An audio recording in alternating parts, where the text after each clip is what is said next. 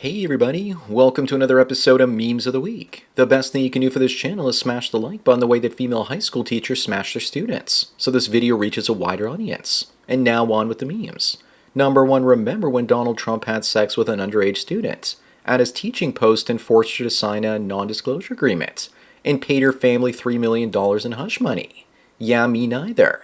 Actually, it was Trudeau that did that, and yet Trump got in more trouble by saying grab her by the coochie.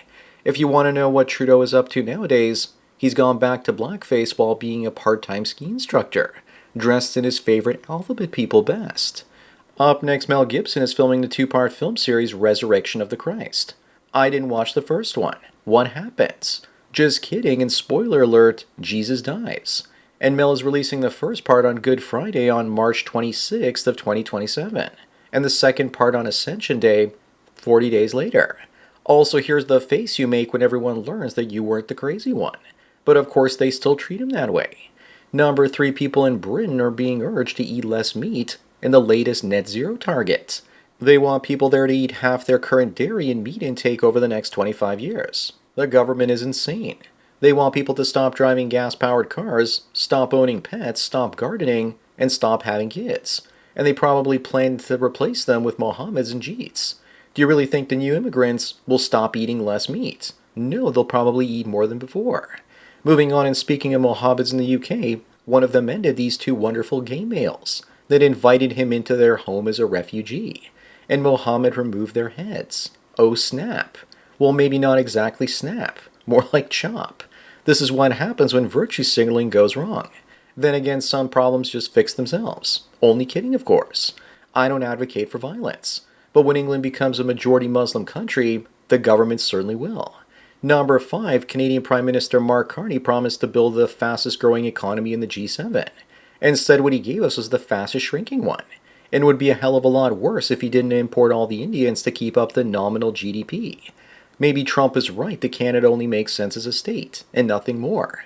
Canada becoming part of the United States would be as epic as the Louisiana Purchase or Alaska. As a Canadian, being annexed by America would be preferred over millions of more Indians coming over here. Up next, meanwhile in Portland, an ambulance ran over a cyclist, and then that same ambulance rushed him to the hospital. Once he got there, they billed him $1,800. Talk about a great business model. I almost felt sorry for this man, but he's a cyclist, so I don't. He's also white. But if he was a black trans cyclist, then you know they would have ended up paying him millions. I honestly suspect he was a protester refusing to get out of the way. Number 7, this woman says that heterosexual marriage for men is essentially living the life of an aristocrat, never having to cook or raise your kids, and then men are becoming hysterical that this is now being revoked. Yeah, this hasn't been a thing for 50 years now. Since then, marriage has meant men living in fear of divorce while his kids are raised by daycare, his food is delivered, and the cleaning lady keeps the marital home clean while his wife is smashing the pool boy. Moving on, here's one of those independent single mothers of 4 that demands you pay her somewhere between $10,000 and $15,000 a month for all her living expenses to be with her. For that kind of money, you could have found a different woman on Backpage every night of the month. Well, when Backpage was around. In Canada, we still have Leo List, but just be careful because there are a lot of scammers on there. But there's no way that this ad is real. It has to be trolling. If it's not, then the entitlement here is out of control. Number 9, men had Star Wars, video games, comics, and the Boy Scouts, and women have invaded all of those things. The only thing left the men have now is being alone and solitary. That's not exactly right, though. We have online spaces like this channel, and that's why women in governments want to impose digital IDs, so that we can't have privacy surfing the web either, without our every action being put under scrutiny by some women. If they introduce digital IDs, I'm going to leave the internet. Up next, Zachary died after climbing on top of a subway car, and the article asks who is to blame. It has to be those racist subway cars. If only white people had never invented them, then he never would have died. It couldn't possibly be Zachary's fault for climbing on top of that train. He was just an innocent train surfer. Also, why is this a 10-minute read? Are they going to lecture us on white privilege and how racist trains are? Number 11, how bad are wait times in Canada's healthcare system? A study suggests that millions of people are waiting for services. 3.8 million people waiting for surgery to be exact, but we keep bringing in more people. The government doesn't care about your health. It just cares about boosting the GDP from the Jeets. While you're waiting, don't forget that you can always end it all with MAID, or medical assistance in death. MAID fortunately doesn't have any wait times. Moving on, the women of ISIS are forcing boys as young as 13 to impregnate them to increase the Islamic population, and they're giving them Viagra-like substances. Is that really what's going on here? Are women of ISIS PDF files, and this is just their excuse? So basically, they're Islam's version of female middle school teachers. But I thought this couldn't happen because American NGOs were funding condoms. Then again, I'm not sure I can trust any story coming out of India. Number 13, here's what online dating apps are like for men. You either get single mothers, fatties, feminists, and hoochie mamas that know their worth. They forgot to add the dude in a dress who thinks he's a woman. So many choices and all of them bad ones. The only ones that'll do it well in this sort of dating market are the chubby chasers or those into trans women. Everyone else is screwed because they won't be getting screwed. Up next, here's what's going to happen if the WW3 draft comes up. Suddenly all the women that transition into men will detransition back to women. Long hair, boobs, and all. I'm looking forward to all the detransition YouTube channels that I'll unfortunately have to enjoy from the front lines. I'm sure that many of them will get 34 double D so they can prove how much of a woman they are. And I still can't believe that they took this from us. Number 15, Tim Hortons in Canada is bringing back its vintage cups. But until they bring back their vintage employees, I'll still boycott them. I'm young enough to remember when the workers there were white students, and the last time I had something from there was 15 years ago, when I had a nice cappuccino. I'm starting to see Tim Hortons franchises lose money and shut down. There were too many of them, and not as many people liked the quality since the Jeets started serving coffee. Moving on, is this proof that we're living in a simulation? Where do these guys keep coming from? An assembly line. I think the reason they put these guys on television is because they appeal to older female boomer voters. They will say, what a nice boy. I'll vote the same way he's voting.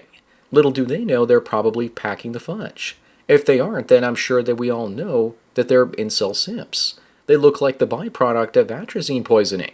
Number 17, I find this to be true. That self-educated people cannot be fooled by institutionalized propaganda. Neither can people who were bullied and harassed in school growing up. You learn to become suspicious of other students' intentions, and you learn that you can't trust the authority figures to have your back or best intentions. So when a boss or professor pretends to have your best interests at heart, you are skeptical to say the least. Propaganda seldomly works on the emotionally damaged. Up next, the FBI agents that kneeled during the BLM riots have all been fired. No big loss there. I'm glad because they're supposed to serve and protect and not kneel and disrespect.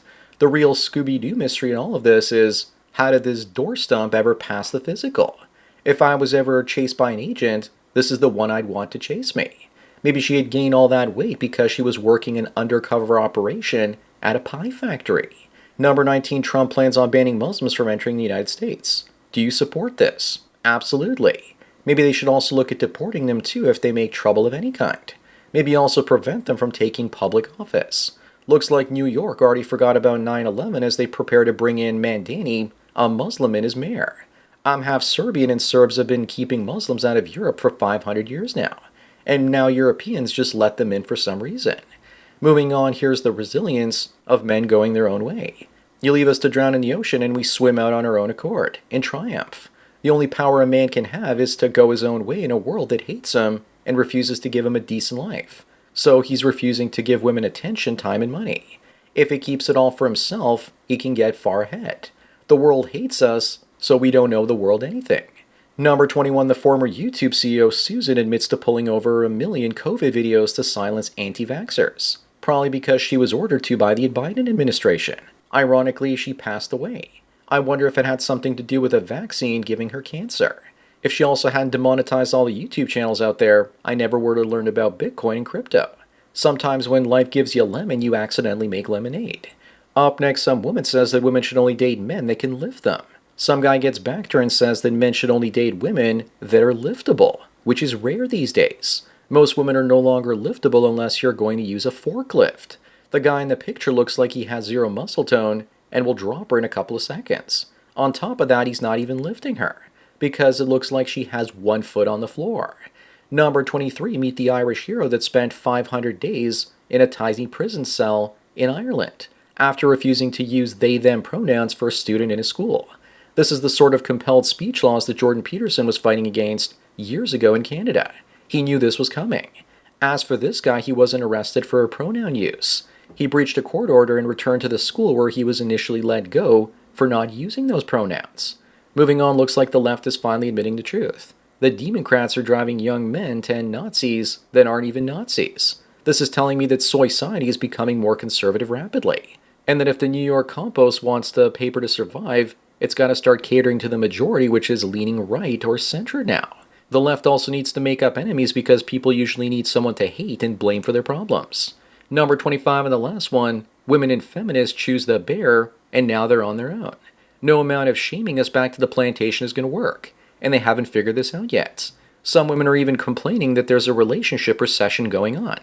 Actually, it's more like a bear market, literally. The moral of the story is that women demonize men until they need us. Then they shame and disrespect us to come back to the table and help them. No thanks. So that's it for another Memes of the Week. Please give this video a like to push it up in the algorithm and so new viewers can find it. If you enjoyed this series and want me to keep making it, then donate at the PayPal and Subscribestar links.